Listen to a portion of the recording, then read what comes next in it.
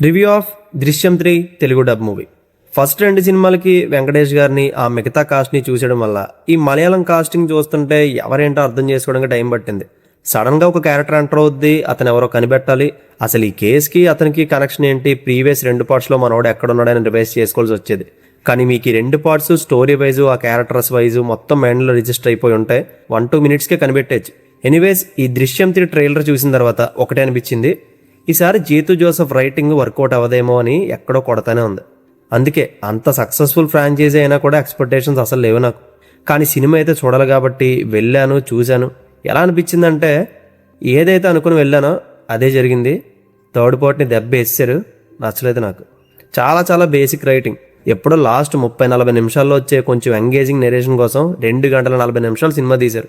ఈ 2 గంటల్లో 75% అంతా మోహన్ లాల్ గారి పెద్ద కూతురు పెళ్లి కోసమే డిస్కషన్. కుటుంబం కేసుల మీద ఉంటే సంబంధాలు రాకపోవడం, వచ్చినవి ఎవరో ఒకరు చెడగొట్టడం, ఫ్యామిలీని లాల్ అంకుల్ మోటివేట్ చేయడం, ఇదే ఉంటుంది మేజర్ పార్ట్ అంతా. అయితే ఆ అమ్మాయి పెళ్లితోనే హీరో ప్రాబ్లమ్స్లో పడే సిచ్యువేషన్ రాసుకున్నారు. దాన్ని స్టాండ్ అవుట్ చేయడానికి రెస్ట్ ఆఫ్ సినిమా అంతా ఫ్యామిలీ బాండింగ్ పెట్టి ఎమోషనలైజ్ చేయాలని చూశారు. అది బెడిసి కొట్టి ల్యాగ్ ప్రోమాక్స్ ఫీల్స్ ఇచ్చాయి.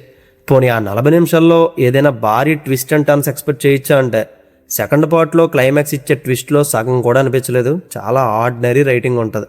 అండ్ ఈ ఫ్యామిలీ కాకుండా ఐజీ గీతా ఫ్యామిలీ కూడా ఉంటుంది కదా, వాళ్ళనైతే ఫస్ట్ హాఫ్ కంప్లీట్గా వదిలేశారు.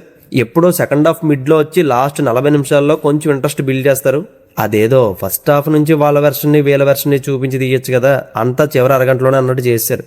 ఇంకా హీరో మీద అతని ఫ్యామిలీ మీద రివెంజ్ తీర్చుకోవడానికి వేసే స్కెచ్ బేసిక్ లెవెల్లో ఉంటుంది. ఆ ప్లానింగ్లో వచ్చి 1-2 ట్విస్టులు కూడా కొంచెం బుర్రపెట్టి ఆలోచిస్తే అర్థమైపోతాయి మనకి. ఇలాంటి రైటింగ్ ఉంటే దృశ్యం 3 కాదు 10 అయినా తీయచ్చు.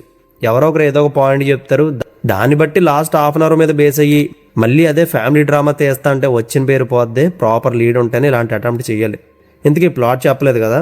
హీరో జార్జ్ ఫ్యామిలీని ఐజీ గీతా ఫ్యామిలీ జైలుకి నెట్టాలనుకుంటారు. దానికోసం ఎలాంటి ప్లాన్ వేశారు, దీనికి కానిస్టేబుల్ వీరభద్రం ఎలా హెల్ప్ అయ్యాడు, దాన్ని మన జార్జ్ ఎలా తిప్పికొట్టాడు అనేదే ప్లాట్. పేరుకి ఇది థ్రిల్లర్ జోనరా, కానీ అసలు థ్రిల్లర్ ఫీలే రాలేదు. ఎండింగ్ అయితే అస్సలు నచ్చలేదు నాకు.